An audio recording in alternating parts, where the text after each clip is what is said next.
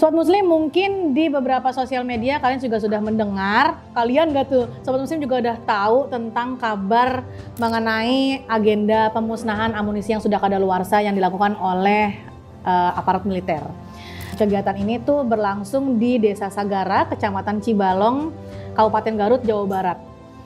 Yang awalnya suasananya tenang di Desa Sagara mendadak berubah menjadi lautan kepanikan dan duka pada Senin siang, tanggal 12 Mei tahun 2025. Karena sebuah ledakan hebat mengguncang lokasi pemusnahan amunisi kadaluarsa yang dilakukan oleh aparat militer. Ledakan itu nggak cuma menghancurkan lokasi, tetapi juga merenggut total 13 nyawa, yaitu diantaranya 9 warga sipil dan 4 personel TNI.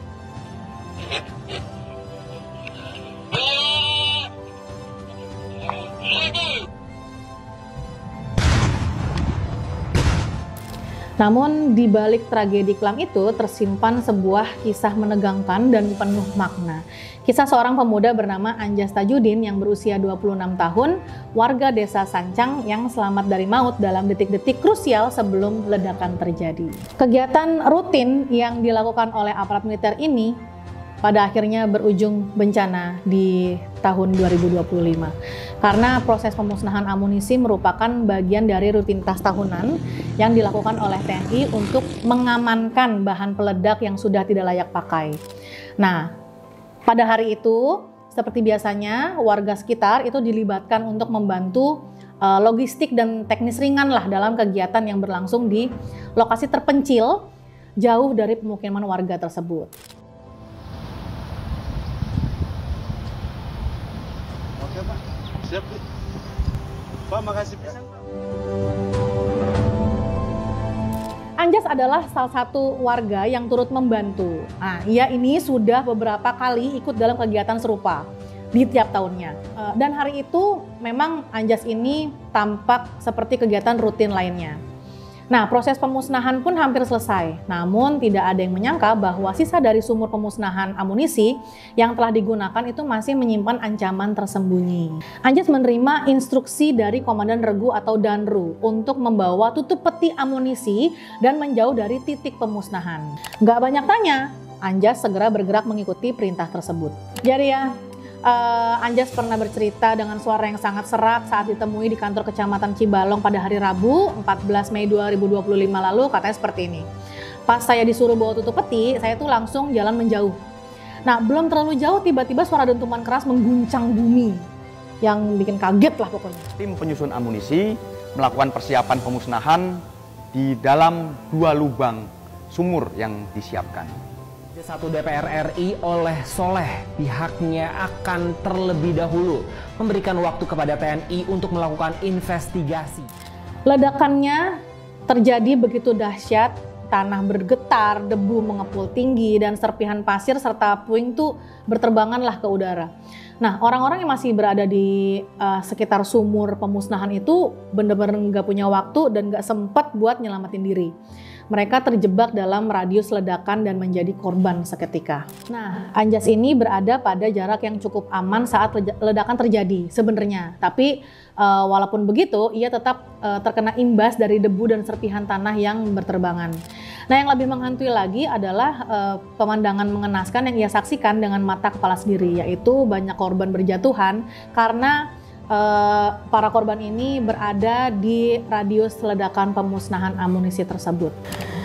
Anjas bilang seperti ini, tanah, pasir, dan potongan tubuh teman-teman saya menimpa saya. Jadi bayangin itu dar gitu kan ya, terus efeknya tuh berterbangan di langit, jatuh tuh yang jatuh bukan cuma hasil dari ledakan kayak debu atau tanah pasir aja, tapi ada beberapa potongan tubuh teman-temannya Anjas yang ikut jatuh gitu. Jadi emang ikut kena ledakan gitu, ujarnya secara perlahan sambil menahan kayak emosi dan haru dan sedih dan traumanya.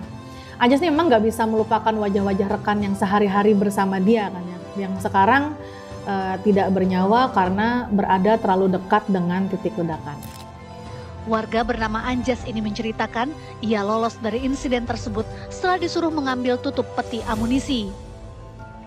Setelah ia berjalan beberapa ratus meter, tiba-tiba terdengar ledakan.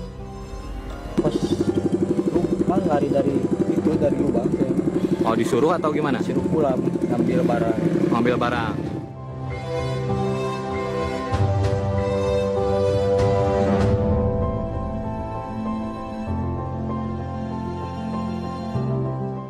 Meskipun Anjas tidak mengalami luka fisik serius, tapi sudah dapat dipastikan ya luka batin dan trauma yang ia rasakan tuh tak kalah mendalam.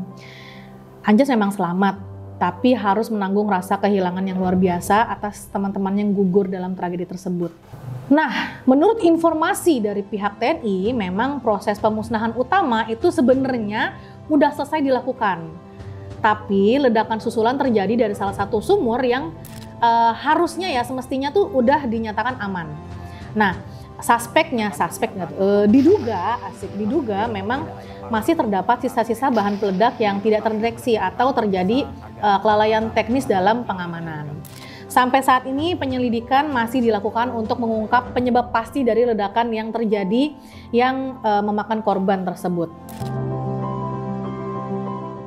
Saat tim penyusun munisi menyusun detonator di dalam lubang tersebut, secara tiba-tiba terjadi ledakan dari dalam lubang yang mengakibatkan 13 orang meninggal dunia.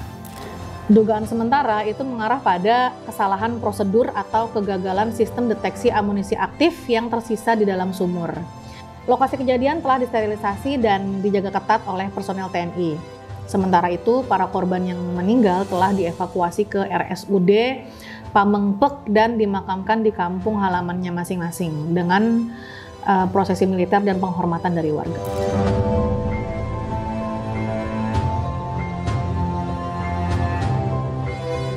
Sobat Muslim, kisah Anjas ini menjadi sorotan dan pembelajaran penting bagi semua pihak bahwa dalam setiap situasi itu penuh resiko seperti ini.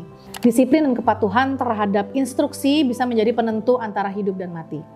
Tapi lebih dari itu, memang tragedi ini juga menyisakan pertanyaan mendalam tentang standar keselamatan dalam kegiatan militer yang melibatkan warga sipil ini, Sobat Muslim. Saya ikut karena ingin membantu.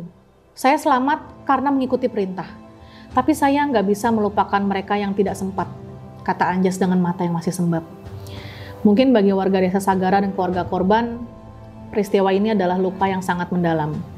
Mereka nggak pernah nyangka kalau kegiatan yang dianggap aman dan terorganisir justru berubah menjadi tragedi yang paling kelam dalam sejarah desa mereka. Kini masyarakat berharap agar ada evaluasi menyeluruh dan transparan dari pihak militer tentang kegiatan rutin yang biasa dilakukan tersebut. Karena kegiatan ini akan terus melibatkan warga sipil. Nah, keterlibatan warga sipil dalam kegiatan beresiko tinggi ini harus ditinjau ulang agar kejadian serupa tak lagi terulang di masa depan. Sobat Muslim, cerita soal pemusnahan amunisi yang sudah kadaluarsa ini kayaknya masih viral sampai sekarang dan banyak sekali kisah-kisah dari para survivor, para penyintas dari orang-orang yang selamat atau dari keluarga-keluarga korban. Yang aku angkat kali ini masih ada satu lagi, yaitu kisah lolos dari maut karena mau ngambil air. Jadi kita akan masih membahas dengan cerita yang sama, jadi jangan kemana-mana, tetap di Para Malaikat di sekitar kita.